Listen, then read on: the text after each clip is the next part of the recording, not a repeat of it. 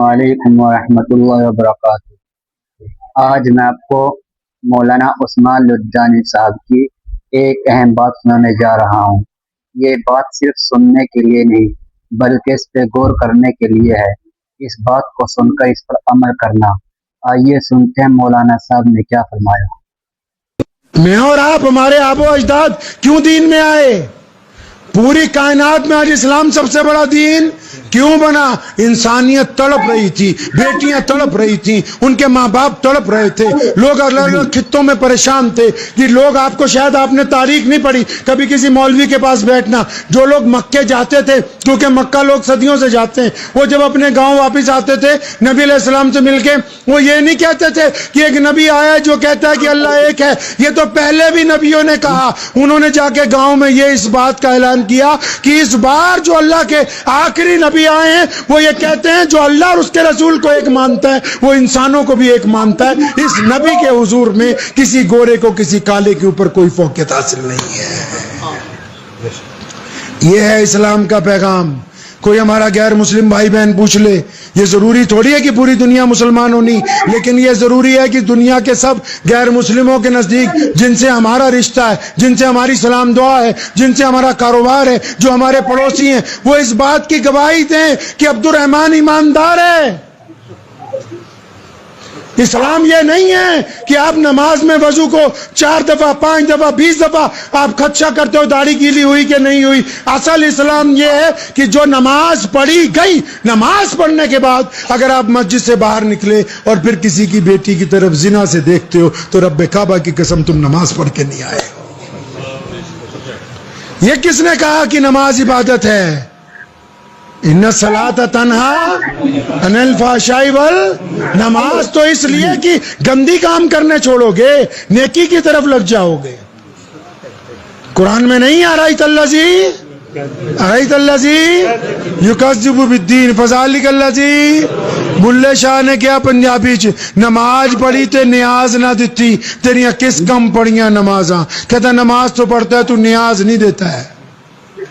اور ہم جو نیاز دیتے بھی ہیں نا، ہم آج کل جو ہم جیسے مولوی ہیں وہ ہمارا نیاز کا کٹورا، ہماری بریانی، ہمارا حلوہ ہم ہی کھا لیتے ہیں۔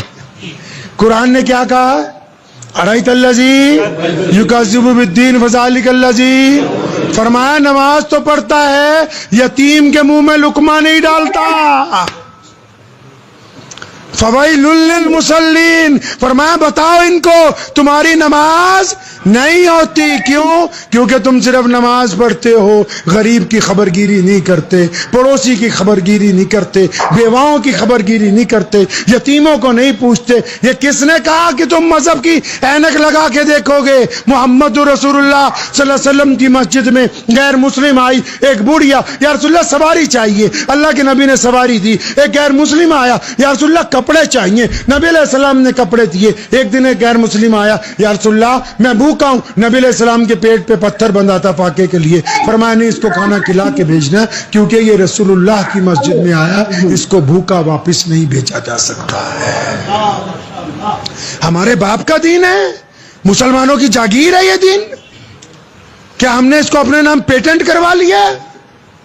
یہ پوری دنیا میں جو لوگ پیاسے ہیں دین کے، اور جن لوگوں نے روک دیا تقوی کے نام کے اوپر اور اسلام کے اندر چھوا چھوت لے کے آئے، کیا یہ اللہ کے مجرم نہیں ہوں گے کل کو؟ نبی علیہ السلام غلاموں کو چھاتی سے نہیں لگاتے؟ ایک صحابی بننے سے پہلے آیا نبی علیہ السلام کے پاس بدو کہ آپ اللہ کے رسول ہیں؟ فرمایا ہاں۔ فرمایا میں مسلمان ہو جاؤں تو کیا ملے گا؟ بدو تھا۔ فرمایا ہم تو تجھے اپنی چھاتی سے لگا لیں گے۔ بالکل رونے لگا، کہتا یا رسول اللہ کیا ایسا ہو سکتا ہے کہ ایک غریب آدمی، ایک مسکین آدمی جس کے کپڑوں سے بدبو آتی ہو، جو غلام ابن غلام ہو، اور اس کو ہاشمی خاندان کا وہ نبی جو کائنات میں سب سے اعلیٰ اور عرفہ ہے، اللہ کے بعد جو سب سے عظیم شخصیت ہے، وہ اپنی چھاتی سے لگا لے تو اس سے بڑی اور کیا بات ہوگی؟ اب بتاؤ مسلمانوں، اگر ہمارے گھروں میں بھی ذات برادری ہوگی برتنوں کی تو ہم کیا نبی علیہ السلام کی امت میں سے؟ آج تو کئی شیطان ایسے مسلمانوں میں بولے مسجد اگر ہماری ہے، امام بھی ہماری برادری کا ہو، بولے امام بھی ہماری برادری کا ہونا چاہیے، مؤذن بھی ہماری برادری کا۔ ارے یہ کائنات میں دین برادری بات سے نہیں پہنچا ہے، ان برف پوش پہاڑوں میں دین، یہ جو حضرت بل رحمت اللہ علیہ آئے، یا علامہ انور شاہ کشمیری جیسے مجدد جو اس زمین کے اوپر پیدا ہوئے ہیں، اگر یہ انسانوں سے فرق کرتے تو کون ان کی چھاتی سے لپٹ کے آج رسول اللہ صلی اللہ علیہ وسلم کو یاد کر کے روتا؟ کسی کو نہیں پتا ہوتا وہ نبی علیہ السلام کے سچے پکے عاشق تھے، جنہوں نے اپنے کردار سے اس بات کو ثابت کیا کہ ہم ایمان کی دولت بانٹنے کے لیے آئے، ہم عزت بانٹنے کے لیے آئے، بے عزتی کرنے کے لیے نہیں آئے۔ آج تو مسلمان کی بے عزتی کر رہا ہے۔ مسلمان، میں تو رات ہم ہی وارڈ 1 وہاں ویلی میں تھے، وہاں جتنے مسلمان کام کرتے ہیں ٹینٹ ہاؤس والے، ان کو کہہ کے آیا ہوں یہ اللہ کے فضل سے پورے دیش کے لوگ یہاں آتے ہیں، آپ کے پاس مہمان بنتے، میں کہ یاد سنو 500 روپے کی ٹھگی مارنا آسان ہے، اگر ایمانداری دکھاؤ گے وہ قیامت تک تمہیں یاد کریں گے کہ عبد الرحمان کے پاس گئے تھے، اس نے ایمانداری کا معاملہ کیا۔ اگر تمہاری آنکھوں میں شرم و حیا رہے گی تو آنے والی بہو بیٹیاں جو چاہے گھومنے کے لیے آئی ہیں وہ قیامت تک تمہاری صفت کریں گی کہ وہاں گئی تھی ہم تو کسی مسلمان نے ہماری طرف گندی نگاہ سے نہیں دیکھا۔ اسلام پھیلانا صرف مولویوں کا کام نہیں ہے، ہر ایک مسلمان کی ذمہ داری ہے کہ وہ محمد رسول اللہ صلی اللہ علیہ وسلم کی سنت کے اوپر عمل کرے۔ یہ جو ہم نے کام شروع کر رکھا ہے نا، دے فتوا تے لے فتوا، فتووں سے دین چاگلو نہیں ہو سکتا، اطلاع تو پہنچ سکتی ہے، زبردستی کوئی کسی سے کچھ منوا لے گا؟ اور ایسی قوم جن کو اللہ نے عزت دی ہو نبی علیہ السلام کے ذریعے، چلو پیچھے چلتے 1450 سال پہلے، سیدنا عمر بن خطاب رضی اللہ تعالیٰ عنہ مسلمانوں کے خلیفہ ہیں، زہر پڑھ کے گھر کو جا رہے ہیں، راستے میں کچھ لوگ کھڑے آپس میں گپے مار رہے تھے، یہ ان کے قریب سے گزرے، ان میں سے ایک آدمی کہنے لگا، پتا کیا کہنے لگا؟ عمر بن خطاب کی اتنی چاہو جلال ہے کہ وہ کہیں چٹھی لکھ کر بھیج دے تو فتح ہو جاتی، اتنا جلال ہے اس میں۔ گھر پہنچے، کھانا کھایا، عرب میں رواج ہے کہ زور سے عصر تک آرام کرتے ہیں، اس دن آرام کا ارادہ کینسل، نوٹس نکالا کیبنٹ کے نام، جو ان کی کیبنٹ ہے، کون ہے اس میں؟ ان کی کیبنٹ میں کون ہے؟ مولا علی کرم اللہ وجہ رضی اللہ تعالیٰ عنہ، اور کون؟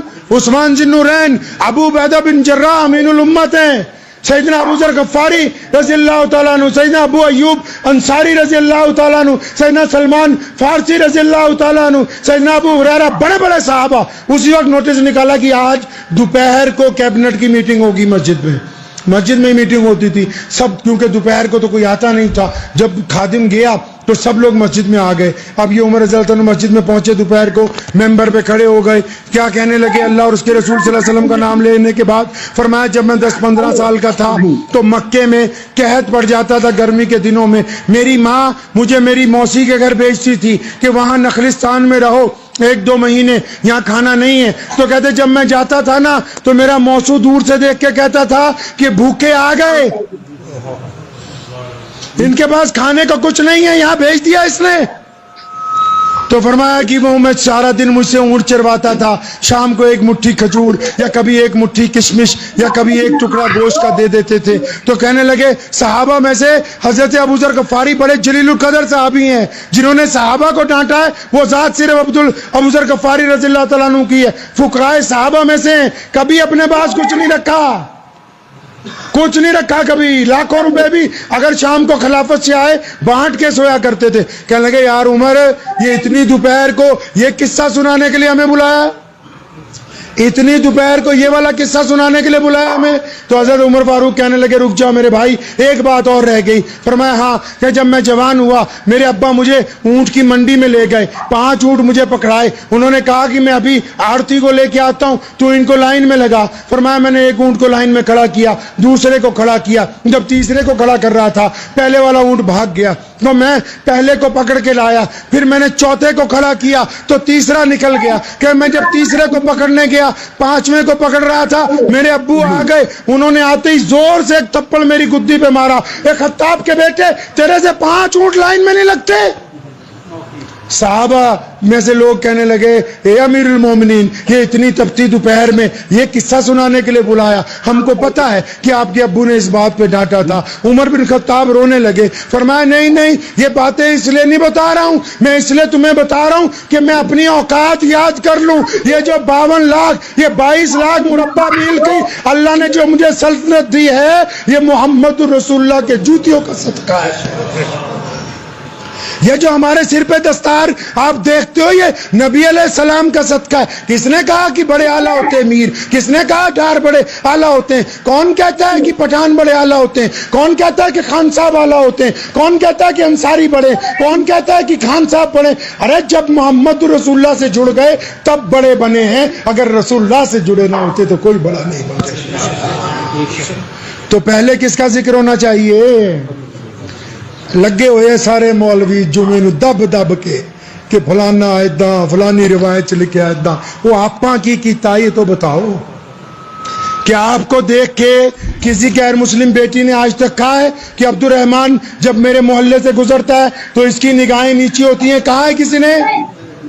کیا آپ کو دیکھ کے آپ کے کسی ہندو سکھ دوست نے کہا ہے کہ اس کے ساتھ کروڑ روپے کا بیپار کرو؟ یہ بے ایمانی نہیں کرے گا. خود اپنے پاس سے سند کا ٹھپا نہ لگاؤ. سند کا ٹھپا دشمن سے، سند کا ٹھپا پڑوسی سے، سند کا ٹھپا رشتے دار سے، سند کا ٹھپا دوست سے لگوایا جاتا ہے. نبی علیہ السلام نے جب دین شروع کیا تھا یہ نہیں کہا کہ اللہ ایک ہے، یہ نہیں پہلے بتا دیا کہ میں کون ہوں. فرمایا میرے بارے میں تمہارا کیا خیال ہے؟ پتا ہے وہ بات نہیں تو پھر آپ کا اپنے اور میرے بارے میں کیا خیال ہے؟ اس خیال کو اچھا کریں گے انشاءاللہ، کریں گے انشاءاللہ. آج سے اس بات کی کوشش کرنی ہے کہ لوگوں کو تانے نہیں دینا ہے، ذلیل نہیں کرنا ہے، غیبتیں نہیں کرنی ہیں، مخالفتیں نہیں کرنی ہیں. ہم عزت بانٹنے آئے ہیں اور جب عزت بانٹیں گے تو مذہب کی قید، بولو تو صحیح. اگر کسی پہ الزام لگاتے نا فلاں مذہب والے فرقہ پرست ہیں تو ایک دفعہ اپنے گریبان میں بھی ہو سکتا ہے کوئی مولوی آپ کو نہ کہے. میں کہہ رہا ہوں اگر آپ بھی فرقہ پرست ہیں، آپ یہ سمجھتے ہیں کہ میں ہی سب سے اعلیٰ ہوں اور دوسرے مذہب کا بندہ مجھ سے کمتر ہے، تو آپ کو ایک دفعہ نبی علیہ السلام کے دین کو پڑھنا ہوگا. انہوں نے پوری کائنات کے لیے حکم دیا کہ اللہ سب کے رب ہیں، اور اللہ نے کہا کہ نبی علیہ السلام تو پوری کائنات کے لیے رحمت بن کر تشریف لے کے آئے. اس لیے زحمت نہیں کرنی، نہیں سمجھے؟ بانٹیں گے محبت انشاءاللہ، آپس میں آسانیاں پیدا کریں گے انشاءاللہ. تو اور یہ ضرور کرنا ہے، ایک دفعہ خود آپ نے کوشش کرنی، اپنے گریبان میں جھانکنا ہے، کیا میں نے بھی کبھی کوئی اپنے دیش کا، اپنی ریاست کا، اپنے دین کا، اپنی مسجد کا بھلا کیا ہے؟ کبھی سوچئے گا. الزام لگانا آسان ہے، تنقید کرنا آسان ہے، لیکن جب ہم اپنے گریبان میں جھانکیں گے پتہ لگے گا 30 سال 40 سال گزر گئے، ہم نے تو آج تک کسی کے لیے کچھ کیا ہی نہیں. تو تبدیلی لائیں انشاءاللہ تعالی. دعا کیجیے اللہ مجھے بھی آپ سب کو اس پہ عمل کی توفیق عطا فرمائے. وآخر دعوانا الحمدللہ رب العالمین.